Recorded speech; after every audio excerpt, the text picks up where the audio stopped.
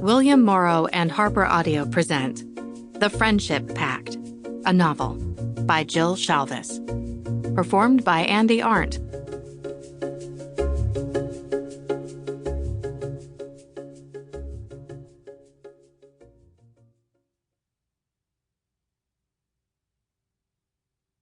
Chapter 1. For the better part of her childhood, all Tae Holmes had wanted was to be an adult. Only, as it turned out, adulting was overrated. Take tonight, for example. She'd planned everything down to the very last little detail, and things had still gone foobar. So she did what the Holmes women did when facing disaster, something she had a lot of experience with. She pretended all was perfectly well. Chin up, she strode across the ritzy hotel lobby like she owned the joint, shoving the inner echo of the emo teenager she'd once been deep. Because this wasn't about her. It was about making sure her fledgling event company became a success, starting with tonight's fundraiser for her biggest client. Moving through the post-dinner and auction crowd in the lobby, she forced the confident smile of someone not at all worried that the heels she wore were so high she risked her neck with every step, or that her updo kept quivering, threatening to escape the pins that held it together. The epitome of a girl playing dress-up. Her gaze caught on the sight of a guy standing by the 25-foot-high rock fountain in the center of the lobby, and her fake smile congealed. It was the guy she'd had an awkward first and last date with a week ago, Michael someone or another. She was pretty sure the decision to never see each other again was mutual, so why was he here at her work event? When he craned his neck her way, she hurriedly crouched behind one of the dozens of potted blue spruce pine trees and tried to bargain with karma. I'm an okay person, right? I try to recycle.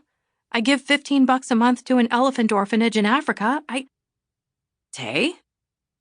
She closed her eyes tight, like that could make her vanish. She'd gone out with him because she'd made that stupid promise to her mom, that they'd both put themselves out there for some badly needed fun in their lives. Fun had been a rare commodity, what with work and the whole pesky keeping a roof over her head thing.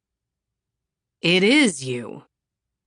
Drawing a deep breath, she opened her eyes to find Michael closer, in a slim-cut blue suit, his long hair neatly contained in a man bun, his goatee perfectly manscaped. Wow, he said, looking her over with surprised appreciation. You didn't look like this on our date. True story.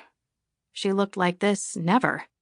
Not to mention he'd taken her on a hike to 5 Lakes, a straight uphill climb, where he'd then decided to test her outdoorsiness by suggesting they go skinny dipping. When she'd balked, he'd stripped anyway and jumped into the water. She'd promptly hiked back by herself. Seriously, he murmured, still taking her in. Wow. One more wow, and she was going to start her own drinking game. Listen, I'm not sure how you managed to find me here, but I'm working, so... There you are! This was uttered by a beautiful woman in a killer red dress with a camera strapped around her neck and a flute of champagne in one hand. Her smile was warm and welcoming. Hello, darling. Tae sighed. Hi, Mom. April Holmes shifted the camera aside so she could squeeze Tae in close for a hug. Dress number 3, she whispered. It's perfect for you. Okay, so Tae had rented 3 different dresses for the evening, no big deal. But her mom had promptly said the first 2 looked like they were meant for the 65 years and older set. So here she was, in the 3rd dress. Sexier than she'd wanted for a job, but that was what happened when you and your mom, only 15 years your senior, had a codependent relationship. You did dumb stuff to keep the peace. Hold up, Michael said, and looked back and forth between the 2 women as if he'd won the lottery. You're mother and daughter? I mean, sisters, sure, but no way mom and daughter. April laughed in delight. Tae, who'd heard the sisters comment 100 million billion trillion times, just rolled.